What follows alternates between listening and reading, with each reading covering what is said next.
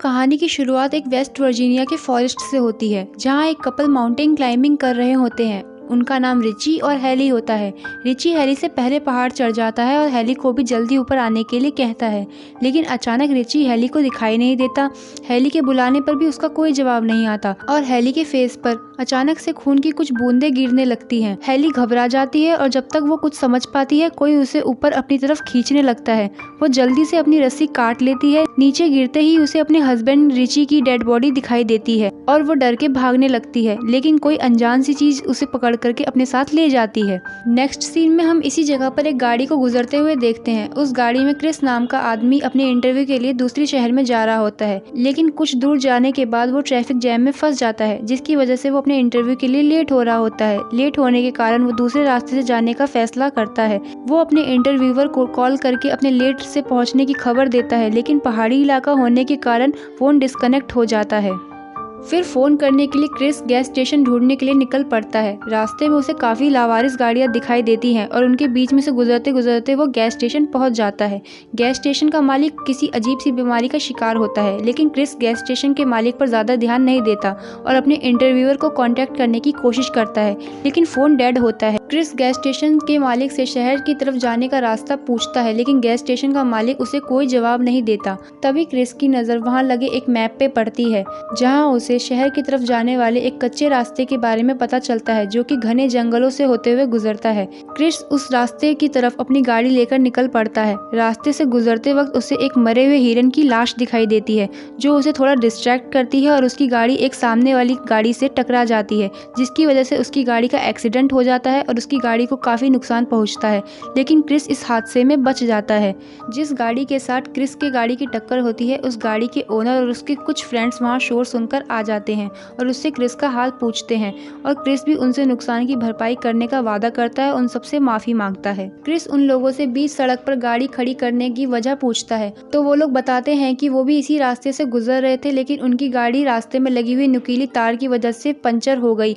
उसके बाद जैसी नाम की लड़की दूसरे गैस स्टेशन पर जाकर कॉल करने की बात करती है और वो लोग गैस स्टेशन की खोज में निकल जाते हैं, लेकिन इवान एंड फ्रांसिन कार की देखभाल करने के लिए कार के पास ही रुक जाते हैं। कुछ देर बाद इवान को झाड़ियों में हलचल की आहट सुनाई देती है।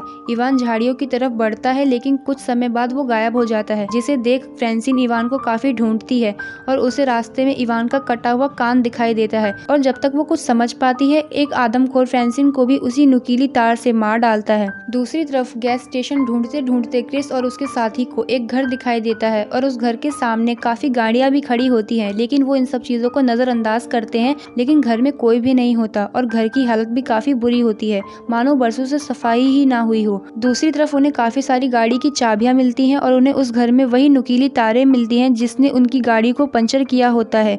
क्रिस जब रेफ्रिजरेटर ओपन करता है तो उसे काफी सारे इंसानी बॉडी पार्ट्स उसमें मिलते हैं, जिसे देखकर सब लोग डर जाते हैं और वहां से भागने लगते हैं। लेकिन तभी एक गाड़ी उनके घर की तरफ आती है, जिसे देख करके वो उस घर के पीछे वाले दरवाजे से भागने की कोशिश करते हैं, लेकिन उनके घर का पीछे का दरवाजा लॉक होता है, जिसकी वजह से वो उसी घर में छुप जाते हैं।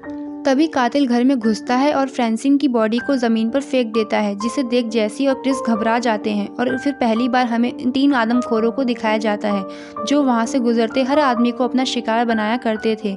उनमें से एक आदमखोर फ्रांसिन की बॉडी को अपने टेबल पर रख देता है और तेज धार चाकू से उसकी बॉडी के टुकड़े टुकड़े कर देता है। कुछ देर बाद वो आदमखोर फ्रांसिन की बॉडी को खाकर गहरी नींद में सो जाते हैं। तभी क्रिस और उसके साथी वहां से भागने लगते हैं, लेकिन भागते समय उनमें से एक आदमखोर उन्हें भागते हुए देख लेता है। वो लोग तेजी से भागते हुए एक पहाड़ पर चढ़ जाते हैं, लेकिन वो आदमखोर उन्हें ढूंढते हुए उन लोगों के पीछे आ जाते हैं। तभी क्रिस उनकी गाड़ी चुराने का प्लान बनाता है और उनका ध्यान अपनी तरफ करने के लिए उन आदमखोर के सामने आ जाता है, लेकिन तभी एक आदमखोर क्रिस के पैरों पर गोली चला देता है और वो वहीं पे जख्मी होकर के गिर जाता है। मौका पाते ही स्कॉट ट्रक की तरफ भागता है, लेकिन आदमखोर स्कॉट को भी तीर से मार डालते हैं।